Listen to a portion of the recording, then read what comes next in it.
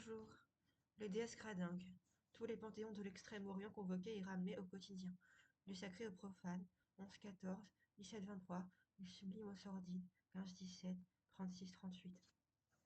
Union constante. 1, 3, 7, 9. De deux registres opposés. Le merveilleux de la région. Le familier. 16-25. De l'errance misérable. Poétique de la dissonance et du dérapage.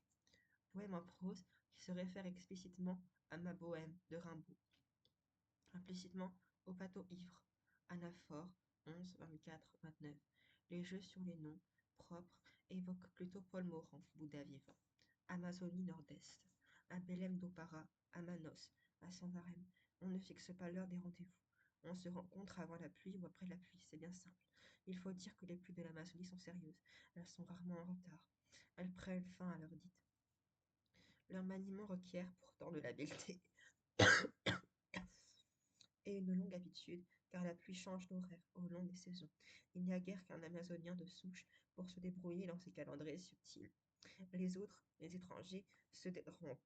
Ils arrivent au beau milieu de l'averse ou bien ils se trompent d'orage, et le rendez-vous est manqué. La jeune fille n'est plus là. Parfois, elle vous attend dans un autre puits. Aussi, à Belém, j'ai raté un coup de foudre. À Königsberg, les habitants régalaient leurs oignons sur les allées et venues de Kant, qui faisait son entrée sur la place de la ville, chaque jour à midi juste. Si j'étais philosophe, je vois bien le parti que je tirerais d'une comparaison entre les oignons de Kant et les pluies de Belém. À mesure de ce voyage, le temps se dispersait. Il s'effilochait comme un vieux tricot, et bientôt il n'en restait rien. Une débandade. Dieu sait si le temps m'intimide, si je suis sensible à ses manœuvres, et voilà que je le regardais de haut. Je reprenais du poil de la bête, et presque je le méprisais. Rien de remarquable en ceci. Pour point de départ, Sao Paulo, pleine de monstres, et ensuite de contrées de plus en plus insoumises aux horloges. Amazonie nord-est.